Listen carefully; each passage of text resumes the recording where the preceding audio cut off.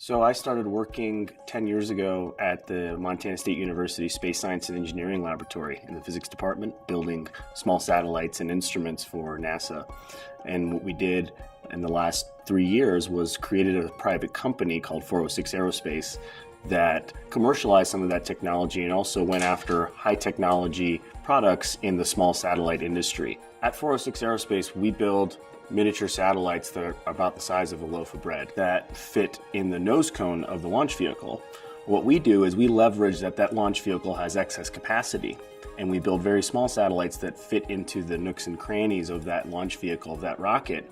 And once they're sending off the primary payload, we're able to actually build our system into that system, and also they'll launch us once the primary satellite is gone. So what we're doing is doing miniature satellites and using them to do niche science and niche applications for NASA and for the Air Force.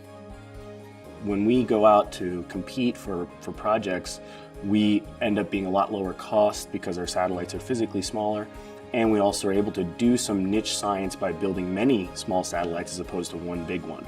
So you can imagine that it's very good to have point measurements from different portions of space with an identical system, and you can only do that with multiple satellites. You can't do that with just one big one. And also what we've done is leverage the resources of the university by using facilities there. So contracts that we've gotten from NASA, we've subcontracted back to the university and had students involved there to help us test and build some of the components that we're doing for some of these small satellites. And it just goes to show that the university as a resource is a wonderful kind of resource for things that they have developed over the course of the last 10 years. And we're able to leverage those and also give back by having professors and students involved in all of our programs. And we also have a lot of people who want to live and work here, and we try and facilitate that by being proactive about hiring from within the community and hiring from within Bozeman.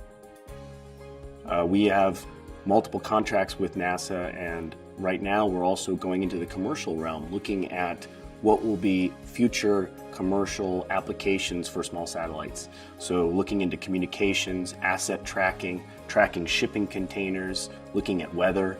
These types of commercial applications are an arena in which small satellites can play a big role.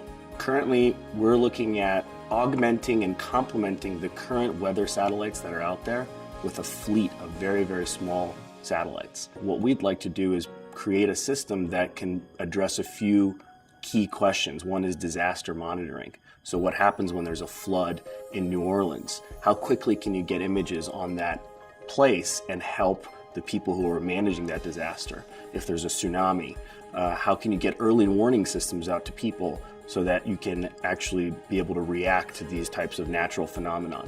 We're building and thinking about systems in which small satellites can augment and help these types of kind of crisis scenarios, which cost a lot of people money and they cost lives. I'd really like to thank the university for for helping us leverage their resources. I also like to thank the people at 406 Aerospace, all of our employees who've made this endeavor possible.